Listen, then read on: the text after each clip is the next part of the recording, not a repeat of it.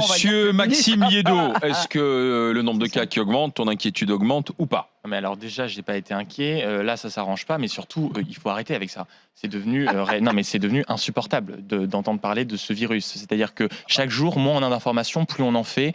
On invite des gens qui sont tous aux spécialistes à s'exprimer sur un sujet qu'ils ne connaissent pas. On invite des responsables politiques. Non, mais nous, on donne un avis non pas sur le virus, mais sur la situation. Donc, ça n'a rien à voir. On ne demande pas de nous dire c'est quoi non, ce virus. on ne te demande pas de quoi est composé le virus, sa molécule et comment trouver le vaccin. Donc c'est très chiant. Est-ce que tu connais l'humour Ensuite, non, mais je sais bien. Mais ensuite, on a des responsables politiques qui inventent tout et n'importe quoi pour faire passer des idées politiques qui n'arrangeront rien au problème. C'est franchement d'une stupidité.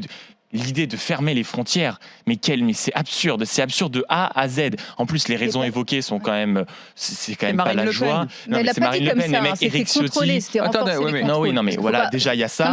Ensuite, ça a quand même éclipsé des informations absolument majeures. C'est-à-dire qu'on a des gens comme Asia Bibi qui demandent le refuge en France. Ça me paraît un peu plus essentiel que de savoir si il y en a 1 ou 2 qui ont été guéris, 3 ou 4. Les ministres, on les plombe avec ça. C'est-à-dire qu'on interroge aussi bien le ministre de l'Éducation que le ministre des Transports par rapport à ça, même si ça concerne des domaines de compétences et ça les touche. Oui, mais je trouve que, comme également le disait Olivier, je n'en peux plus d'entendre chaque ministre nous dire comment se laver les mains, comment rentrer et se nettoyer, comment ne pas toucher les barres du métro, comment respirer, comment porter les masques, comment l'enlever, comment le nettoyer. Ça, je n'en peux plus. C'est insupportable. Ensuite, une fois de plus, faire des images. La question aussi, oui, mais pourquoi on lui pose la question? J'ai pas envie d'entendre Jean-Baptiste Djebari m'expliquer comment me laver les mains avec quel savon, d'accord? Et ensuite, produire des images en boucle et des reportages où on fait des espèces comme ça de longs plans sur des villes mortes façon Walking Dead. À tout moment, on s'attend à voir un mec s'écrouler d'une voiture. C'est quand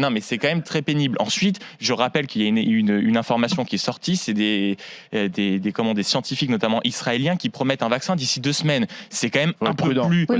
d'accord, mais c'est quand même un peu plus encourageant comme nouvelle plutôt que d'annoncer jour par jour les cas.